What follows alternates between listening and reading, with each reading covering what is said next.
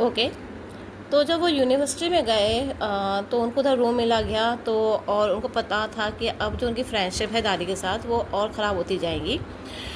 मगर दादी ने सोचा कि चलो ठीक है, अब ऐसा है तो ऐसे ही चलने देते हैं। उनके बीच की जो दूरियां हैं वो बढ़ रही थी।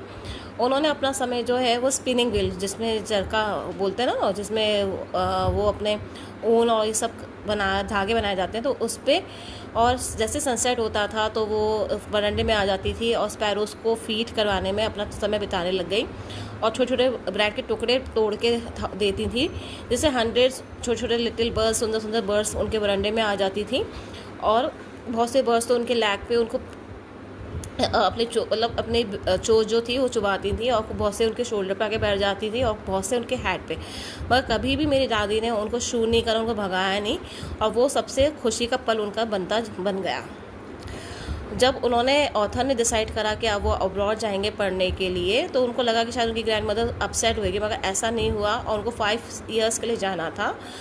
और उनकी जब ग्रैंड मदर ने को पता चला और उनको छोड़ के स्टेशन गई, तो उन्होंने अपने इमोशंस नहीं दिखाए, वो रोई नहीं, मगर बस उनके लिप्स चलते रहे, और वो पूरे समय क्या करती रहीं, प्रेयर करती रहीं, और बिज़ी थी प्रेयर करने में।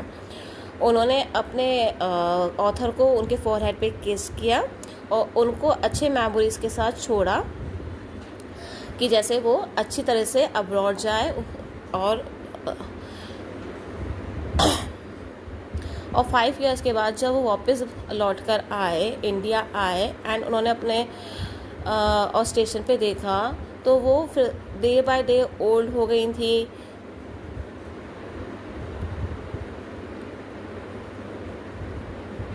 और उन्होंने उनको अपने आर्म्स में मतलब हग करा, और तब भी वो प्रेयर ही कर रही थी। पहला दिन भी था तो वो उनके लिए हैप्पीस्ट मोमेंट था। और उसके बाद वो उन्होंने स्पैरो को ही स्पैरो को फीड करवाया बहुत समय तक।